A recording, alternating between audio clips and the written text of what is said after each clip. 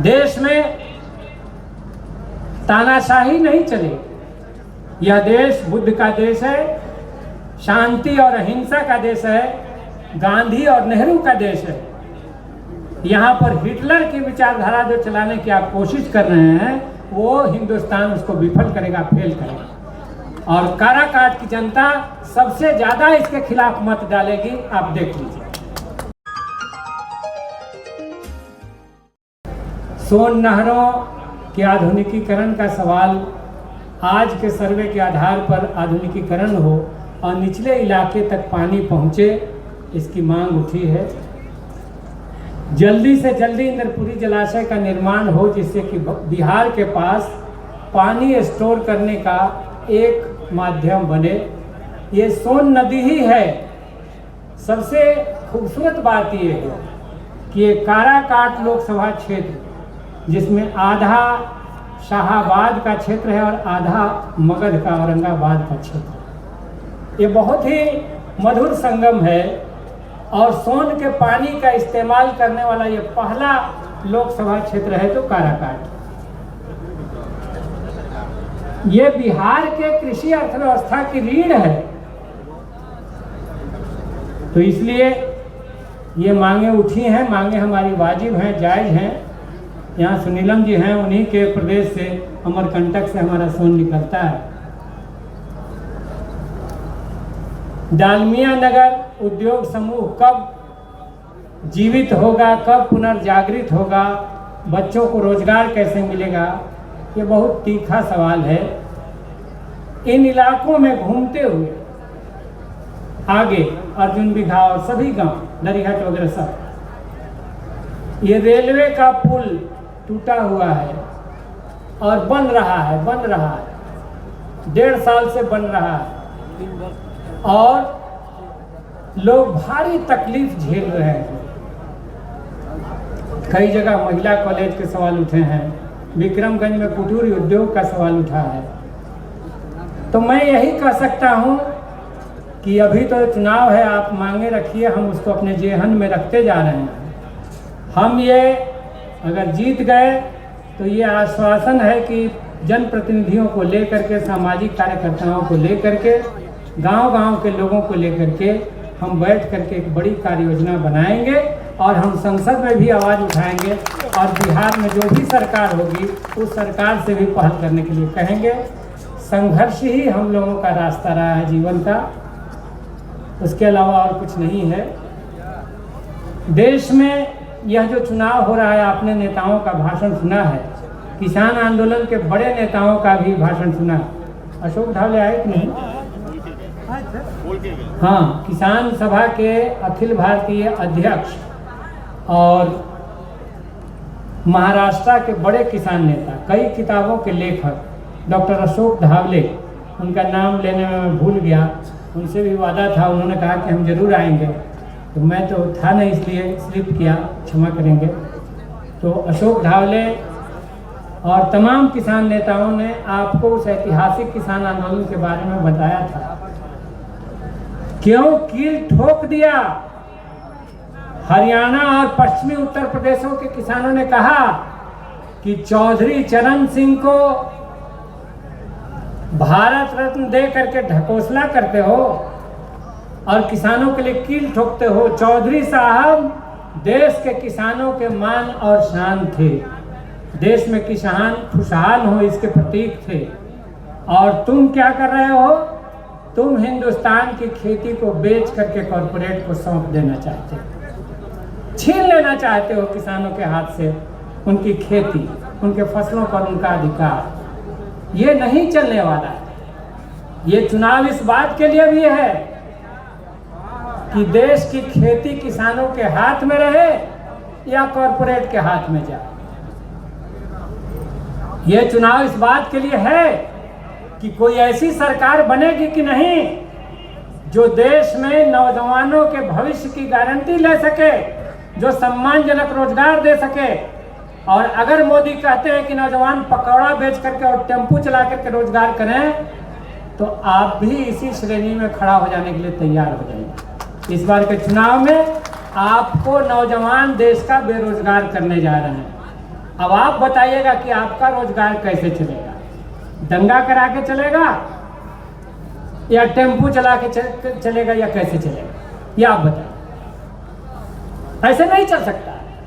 देश में अगली पीढ़ी की, हमारे भविष्य की गारंटी करने वाली, जवाबदेही लेने वाली सरकार चाहिए। इस बात का चुनाव इस बात के लिए भी है। देश में तानाशाही नहीं चलेगी। यह देश बुद्ध का देश है, शांति और अहिंसा का देश है, गांधी और नेहरू का देश है। यहाँ पर हिटलर की विचारधारा जो चलाने की आप कोशिश कर रहे हैं, वो हिंदुस्तान उसको विफल करेगा, फेल करेगा। और काराकाट की जनता सबसे ज्यादा इसके खिलाफ मत डालेगी, आप देख लीजिए। और ये चीजें हो रही हैं। तो ये चुनाव तानाशाही के खिलाफ लोकशाही के लिए है, लोकतंत्र के लिए। अम्बेडकर जी ने लिखा कि अब राजा का बेटा राजा नहीं होगा। अब 21 साल की उम्र वाले नौजवानों, लड़के लड़कियों, किसी भी भाषा बोलने वाले, किसी भी धर्म के मानने वाले लोगों के जरिए जनप्रतिनिधि चुना जाएगा और बहुमत की सरकार होगी, वही देश पर राज करेगा। आप जो फिर से जमींदारी लेना चाहते हैं, संविधान को खत्म करना चाहते हैं, तो वो देश की जनता समझ रही है, बखूबी समझ रही है। इसीलिए इस बार का चुनाव लोकतंत्र को, संविधान को बचाने के एजेंडे पर हो रहा है। और मुझे खुशी इस बात की है कि काराकाट की जनता ने फैसला ले लिया है। लगता है 6 विधानसभा क्षेत्र का एक बार दौरा हमने किया है और हम देख रहे हैं कि गांव का गांव ये बोल रहा है कि संविधान चाहिए। और संविधान में से जो 2 शब्द को हटा देने की कोशिश है, समाजवाद और धर्मनिरपेक्षता, तो दोनों शब्द विराजमान चाहिए संविधान में। सुब्रमण्यम स्वामी जी कोर्ट जाकर के दलील मत करिए कि इन शब्दों को हटा दिया जाए, ये नहीं चलने वाला है। धर्मनिरपेक्षता हिंदुस्तान को जोड़ने का, एक रखने का रास्ता है, मंत्र है वो। और समाजवाद लक्ष्य है। कहां तक जाना है? आजाद हिंदुस्तान को जहां था वहीं खड़े नहीं रहना है, जाना है समता मूलक समाज के निर्माण तक, समाजवाद तक। इसलिए बहुत साफ है कि आप जो संविधान खत्म करना चाहते हैं, आपके मंसूबा को हम समझ रहे हैं। आप मजदूर किसानों के, नौजवानों के, महिलाओं के, दलितों, पिछड़ों के अधिकार को छीन लेना चाहते हैं और ये हम नहीं होने देंगे, बिल्कुल नहीं होने देंगे। और 24 का चुनाव इस बात के लिए है।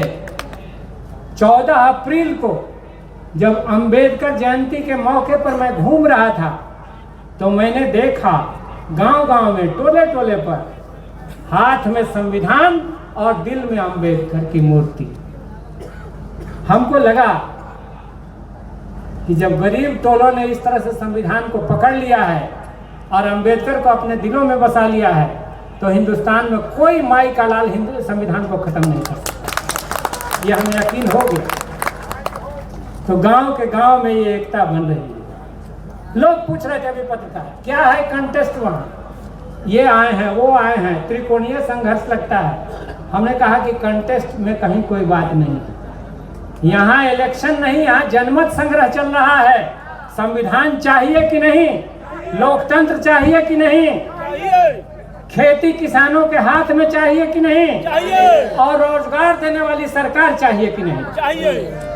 और इसके लिए जरूरी है कि तब एनडीए को पराजित किया जाए, भाजपा को शिकस्त दिया जाए, नफरत और हिंसा की इस राजनीति को हमेशा के लिए खत्म किया जाए। हमें यार शांति से सोने दो, थोड़ा तो चैन से रहने दो। कभी जाति, धर्म, ये वो पर लड़ाते रहते हो। मिजोरम और आसाम के बीच में गोली चलवा दिया पुलिस वालों में, 5 पुलिस जवान मारे गए। नौकरी देने में तो भाग रहे हो, पेंशन देने में भाग रहे हो। देश के जवान शहीद हो रहे हैं, 2 कैटेगरी में बांट दिया उनको भी, अग्निपथ वाले अग्निवीर और बाकी लोग। लेकिन पेंशन तो खैर किसी को नहीं मिलना, ये भी प्रबंध कर दिया। यहाँ पर दोनों में एकता।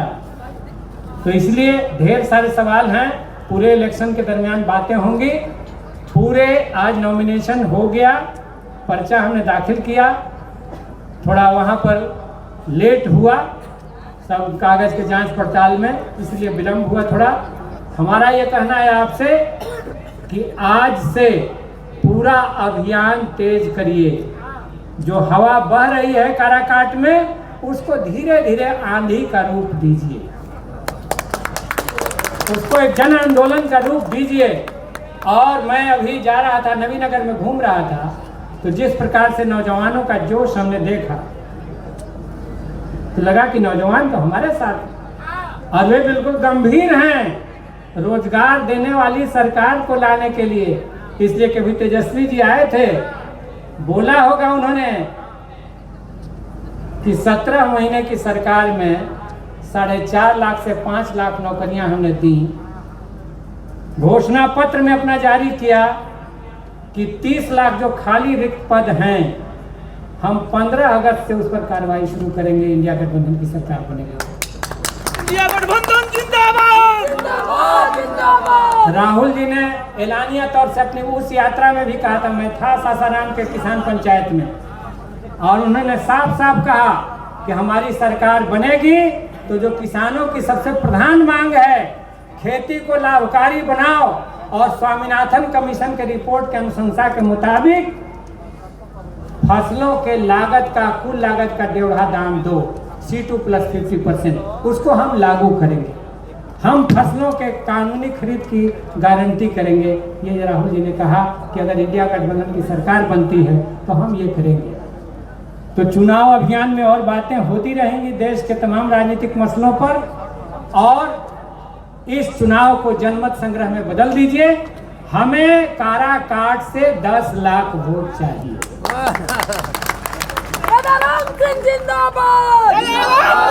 जिंदाबाद, ताकि हम पार्लियामेंट में ये कह सकें कि मगध और शाहाबाद की महान धरती ने इस पार में जहां बाबू कुंवर सिंह का तलवार चमकता था, और उस पार में जहां अनुग्रह नारायण सिंह हमारे स्वतंत्रता सेनानी थे, तो ये दोनों इलाका जीवधर बाबू थे, दोनों इलाका आजादी के आंदोलन के सेनानियों से लवलवाता रहा है। लड़ाइयाँ हुई हैं, सोन नहरें ऐसे ही नहीं मिली हैं, 1857 की बगावत के बाद मिली हैं। तो इसीलिए हम कहना चाहते हैं कि यहाँ पर फिर से ये जो आज़ादी की लड़ाई चल रही है, बराबरी की लड़ाई चल रही है, इसमें हम लड़ेंगे और जीतेंगे, और काराकाट की जनता का हमें आशीर्वाद मिलेगा। तो हिंदुस्तान के पार्लियामेंट में हम ये कहेंगे कि मगध और शाहाबाद की महान जनता ने ये फैसला दिया है, हिंदुस्तान को बनाने में हमारा बड़ा योगदान रहा है। तो इन्हीं शब्दों के साथ आपका आशीर्वाद चाहते हुए, आपका सहयोग चाहते हुए, और इस पूरे चुनाव अभियान में एक जोरदार ढंग से पहल चाहते हुए, जहां हम नहीं जा पाए, कोई ये शिकायत नहीं करे कि इंडिया गठबंधन का कोई कार्यकर्ता भी नहीं आया। हमारे कार्यकर्ताओं को पहुंचना है गांव गांव, टोले टोले, सभी गरीब टोले पर, और उनसे हाथ जोड़ करके माताओं बहनों से, बुजुर्गों से आशीर्वाद लेना है, वोट मांगना है। बहुत बहुत धन्यवाद। मेरा नमस्कार। साथियों, नेशनल जनमंच को सब्सक्राइब करें, साथ ही बेल आइकन की घंटी को बजाएं।